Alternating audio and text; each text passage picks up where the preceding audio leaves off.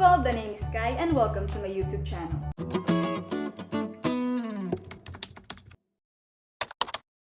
So I know that we all have our many different coping strategies for the quarantine season and we call those our quaranthings. In my case, ang pinag-aabalahan ko talaga ng quarantine season ay nag-practice akong mag-bake. Kaso nga lang, nasira yung microwave oven namin, pati yung baking oven namin. That's why I really had to make some adjustments and our oven toaster has been my savior. So for this video, I'll be showing you one of my quaranthings, and that is how to make very simple and delicious brownies using only an oven toaster. So now without further ado, let's get started. Brownies are one of the easiest baked goods out there, perfect for those who are just starting to bake. Here's the list of ingredients that you'll need.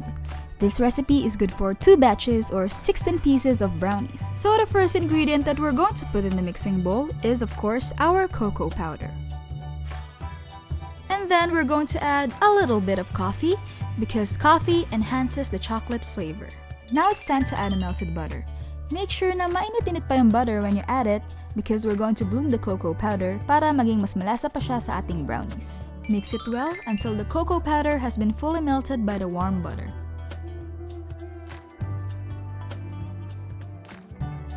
And then, add 1 cup or 2.5 cups of brown sugar. But it's up to you kung gusto niyo pa siyang bawasan or dagdagan. And then just mix it all together. But at this point, I believe that it'll become difficult for you to use a wire whisk, so I recommend that you use a rubber scraper in combining the rest of the ingredients.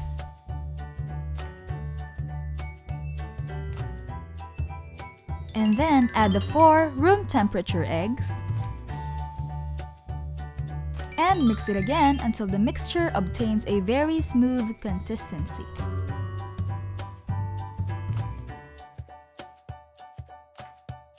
And then add the all-purpose flour, the baking powder, and the salt. The purpose of this is because saltiness enhances sweetness and blocks the flavor of bitterness. Of course, don't forget to mix it again. Last but not the least, add 2 teaspoons of vanilla extract. And of course, mix it again. It is very important to achieve a very smooth consistency of the batter. Take note that you must achieve this consistency.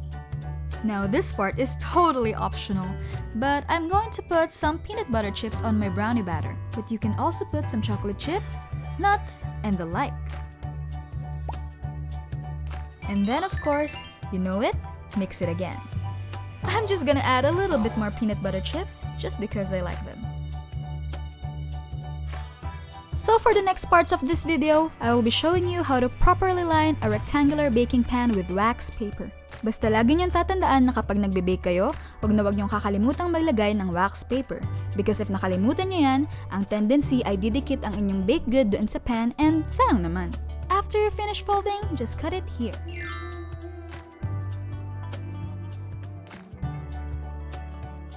At kapag itinupi niyo na siya ng maayos, ganito ang magiging itsura niya. And now, let's put it in our baking pan.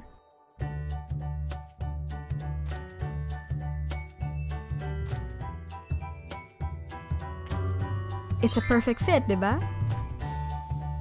And now, we're ready to pour in the batter. Take note lang na huwag ninyong pupunuin yung baking pan. Kalahati lang because this recipe is intended for 2 batches of brownies. Now we're ready for baking.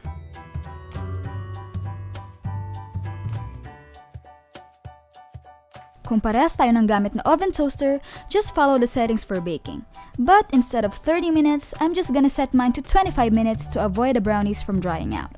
But if you're just using a standard oven toaster na hindi pwedeng kontrolin ang temperature, you may just cook your brownies for 10 to 15 minutes.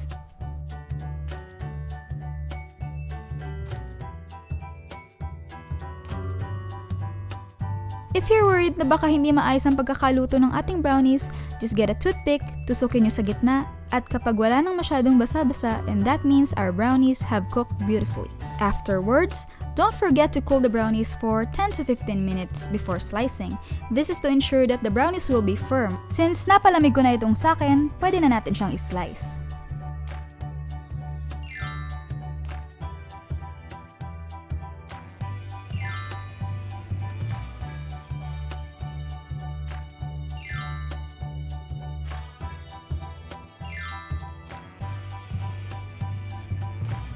And now watch me struggle plating these brownies.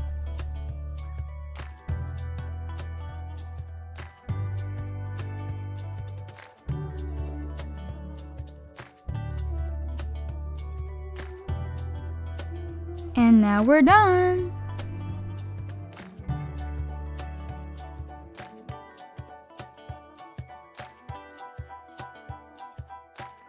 And that is how to make very simple and delicious oven toaster brownies na perfect for beginners and perfect din of course siya sa mga nasiraan ng microwave and ng baking oven.